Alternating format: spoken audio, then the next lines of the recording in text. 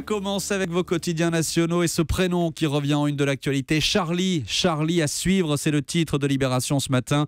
Libé qui a suivi en coulisses la fabrication du numéro 1179 de Charlie Hebdo qui sort donc aujourd'hui en kiosque. Cela faisait 6 semaines que le journal satirique n'était pas paru. On a tous failli crever pour ce journal, raconte Laurent Léger, l'un des rescapés de l'attentat. On comprend en lisant Libération que ce sera compliqué de trouver ceux qui succéderont à Charb, Wolinski, Cabu. Où sont passés les dessinateurs de presse? Il paraît que la nouvelle génération ne se bouscule pas aux portes de Charlie. Tout à l'heure à 7h45, je demanderai à Gérard Biard, le rédacteur en chef, si Charlie fait peur aujourd'hui. Il sera notre invité pour l'interview Vérité. Je poursuis cette revue de presse avec 2 lectures très différentes d'un même sujet, le bras de fer entre la Grèce et l'Europe. Prenez la une de l'Humanité, photo de manifestants à Athènes, il sourit, le titre « Un peuple en mouvement ».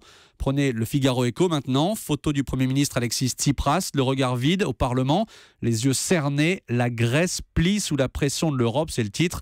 Là, on cherche le mouvement et on cherche aussi le sourire. Et puis d'un mot, un rappel en une du Parisien aujourd'hui en France. Vous avez jusqu'au 8 mars pour équiper votre logement en détecteur de fumée.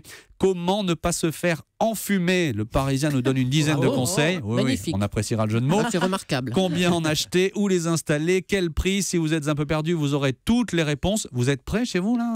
Moi, il est installé. Ah bon? Pas mal. Mon propriétaire m'a envoyé le mien. Moi, il est acheté, mais il n'est pas posé. Si quelqu'un va venir ce week-end avec sa perceuse. Marion Calais, à la une des régions ce matin. Marion, quelles sont les unes les plus marquantes dans la presse régionale? Celle du Courrier de l'Ouest, d'abord, qui met à la une le visage d'Isabelle Prime, cette Française de 30 ans, enlevée hier au Yémen. La jeune femme originaire d'Angers, rappelle le quotidien. À la une aussi, l'avenir de la SNCM. La parole est au repreneur, écrit la Provence. Les négociations sur le plan social au sein de la compagnie ont commencé hier. 800 emplois menacés. Nouvelle étape aujourd'hui. Les syndicats reçoivent les 3 candidats à la reprise. Une menace de sanctions à la une de la République des Pyrénées. Les gendarmes seront plus sévères en Béarn avec tous ceux qui s'engagent sur les routes de montagne sans équipement. D'où ce titre, des PV pour les conducteurs inconscients. Et puis c'est un peu une épidémie. Plusieurs quotidiens régionaux mettent en une des cambriolages ce matin, notamment Lyon Républicaine, qui raconte comment un maire a mis en fuite des voleurs. Oui, c'est vraiment cette histoire qui a retenu notre attention ce matin. Lundi soir, 22h15, le maire de Soucy, près de Sens, est chez lui. Et là, d'un coup, il est averti de mouvements suspects dans les ateliers municipaux. Il prévient la gendarmerie. Il appelle aussi au passage 2 de ses adjoints et là il file vers les ateliers, il se cache dans les bois, raconte Lyon Républicaine, il guette et il constate qu'effectivement 2 hommes sont en train de se servir dans les ateliers en matériel. Le problème c'est que les gendarmes n'arrivent toujours pas et que les voleurs, eux, ils ont rempli le coffre. Alors le maire décide d'intervenir, il fonce sur la voiture des voleurs, là ils prennent la fuite à pied, ils ne seront pas retrouvés. Mais ce sont quand même 5 000 € de matériel qui avait été stocké dans la voiture. C'est donc toujours ça de prix pour la mairie, qui ne doit pas regretter l'installation d'un système d'alarme puisqu'elle avait déjà été volée 20 000 € de matériel il y a un peu plus d'1 mois. Oui, merci Marion Calais. Beau réflexe. Moi, je dis beau réflexe du maire de Soucy. Oui, de soucis. Ben voilà. On ne fait pas de jeu de mots. Non, s'il vous plaît. La mal nommée. Jean-Philippe Ballas, la presse internationale. On ne va pas parler de vol. Encore que, on va parler de corruption ce matin avec un parfum de scandale en Grande-Bretagne. Avec 2 ex-ministres piégés par une caméra cachée. Ils aiment bien ça, les Anglais. Un dispositif mis en place par le Daily Telegraph et la chaîne d'info Channel 4. Le principe est assez simple. Les journalistes se font passer pour des hommes d'affaires asiatiques débarqués de Hong Kong à la recherche de soutien discret et politique moyennant finance. Et le moins qu'on puisse dire, c'est que Malcolm Rifkind, député conservateur, et Jack Straw du Parti travailliste ont plutôt bien mordu à l'hameçon. Sur les images, on les voit tour à tour proposer leurs services dans une posture plutôt très décontractée, comme si tout cela au fond était très naturel. Sur la vidéo, Jack Straw précise qu'il prend en général 5 000 livres par jour, près de 7 000 €. Ah, quand même. De son côté, Rifkind assure qu'il peut avoir accès à tous les ambassadeurs britanniques et qu'il a d'ailleurs du temps libre. C'est pas mal pour un élu. Inutile de dire que ces caméras cachées font pas mal de bruit outre-Manche et circulent beaucoup depuis hier sur Internet. Oui, ça circule. Mais alors, comment réagissent ces 2 élus quand ils ont vu qu'ils avaient été piégés? Évidemment, ils sont mortifiés. Alors d'abord, ils jurent qu'ils n'ont rien fait d'illégal, que tout est transparent, qu'ils ont droit à des revenus complémentaires. C'est pas tout à fait faux, d'ailleurs. N'empêche, les deux hommes ont été vite mis sur la touche par leur parti. Ils vont être renvoyés devant la commission chargée des règles parlementaires britanniques. Cette affaire fait plutôt désordre avec une opinion publique là-bas, comme chez nous, comme ailleurs, qui se méfie plutôt des politiques ces jours-ci. Très sensible. Il faut quand même préciser que les journalistes ont essayé au total de piéger 12 députés. La plupart n'ont pas répondu. Il y en a même un qui a dit clairement que ses contacts n'étaient pas à vendre, comme quoi tout n'est pas pourri. non plus. Ah bah voilà, quand même, il y a une morale dans votre histoire. Merci Jean-Philippe Ballas. On va passer à la une de l'Écho avec vous, Emmanuel Dutheil, avec un sujet dont on parle beaucoup ces derniers mois, c'est la baisse des cours du pétrole. C'est plutôt une bonne nouvelle pour nous consommateurs, mais ça commence, Emmanuel, à avoir de gros impacts pour les géants du secteur, comme le français Vallourec. Oui, alors je ne sais pas si vous connaissez, c'est le leader mondial des tubes sans soudure. Quand on commence comme ça, ça peut faire peur. Vous avez toujours le Rassurez-vous. chic pour vous appâter, vous. Hein. On s'en sert pour aller chercher notamment du pétrole. Le problème, nous rappelle le Figaro ce matin, c'est qu'en raison de la gigantesque chute des cours du pétrole, près de 60% en 7 mois, les compagnies pétrolières suspendent en ce moment les projets qu'elles peuvent arrêter, ou quand elles ne les arrêtent pas, elles cherchent tout simplement à réduire le coût des investissements.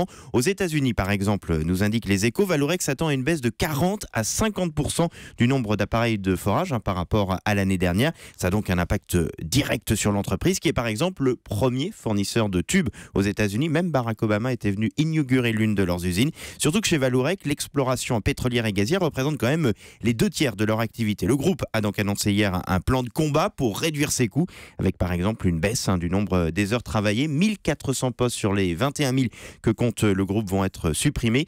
Le plan de Vallourec pour reconquérir le marché s'appelle Valence. Comme vous êtes tous de très bons en latin, vous savez ce que ça veut dire ? Ça veut dire efficace, fort, robuste. Je pense que vous avez mon texte. Oh, le tricheur. Je vous confirme, j'ai le texte sous les yeux.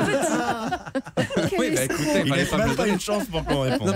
Voilà, mais vous avez raison. Blague à part, Emmanuel, alors, question subsidiaire, est-ce que cette baisse du pétrole, est-ce qu'on va s'arrêter là ? Est-ce que ça peut avoir encore d'autres impacts sur d'autres entreprises françaises comme Total par exemple ? Alors ça aura un impact bien évidemment sur toutes les grosses majors pétrolières, mais pas que. Par exemple, un géant du BTP me racontait récemment que lui aussi il a des projets qui vont être bloqués, notamment en Afrique où il y a des pays qui sont de gros producteurs de pétrole, et là techniquement leur budget n'était basé que là-dessus, ils ont donc moins d'argent, donc ils vont réduire là aussi les investissements. Donc vous voyez, ça peut avoir des impacts importants au-delà du bénéfice que nous on peut avoir, et du bénéfice pour de très nombreuses entreprises qui bénéficient de la baisse des coûts de l'énergie. Merci Emmanuel. À la télé ce soir, Eva Rock, avec le grand match des années 80, je sens qu'on va adorer.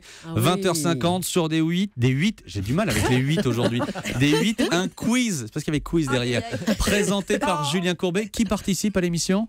Eh bien vous allez y participer, mais vous n'avez pas les réponses. Non, vous allez pouvoir jouer avec Chantal Goya, Phil Barnet, Véronique de Véronique et Davina, Caroline Love, Véronique Jeunesse, tous les gens qui ont marqué évidemment la décennie. Alors je vous ai retiré 5 questions qui vont être posées ce soir et on va voir si vous savez y répondre. Allez-y. Julie, c'est vous qui commencez, c'est Julien Courbet qui vous pose la première question. Quel objet révolutionnaire, parfois surnommé pyjama, fait son apparition en France en 1984 ?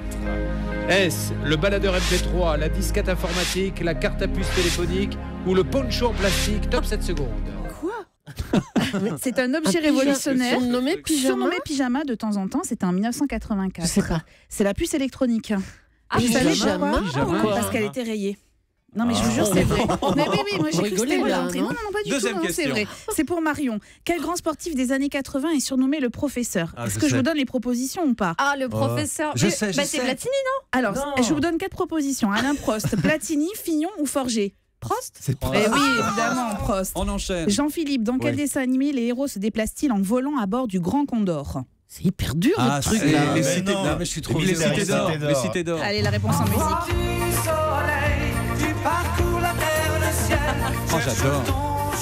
Il n'y a rien sur le club Dorothée. Ah non, Allez-y. Emmanuel, quel futur président de la République pose pour le journal ado Podium en 1987 ? Est-ce que c'est Mitterrand ? Est-ce que c'est François Hollande, Nicolas Sarkozy ou Jacques Chirac ? Je vais dire Jacques Chirac. Eh oui, alors vous verrez la photo, il apparaît à côté. Mitterrand était déjà président. Voilà, c'est ça l'histoire. Il apparaît à côté de Madonna, c'est assez fort. Et Maxime, la chanson, la question la plus difficile est pour vous. Maniac est une chanson de Michael Sambello, mais il s'agit aussi de la BO d'un film, d'après vous. Mais qu'est-ce qu'il a, Jean-Philippe ? Flashdance ou un truc dans le genre. Allez, en réponse à musique. C'est ça, non ? C'est Flashdance.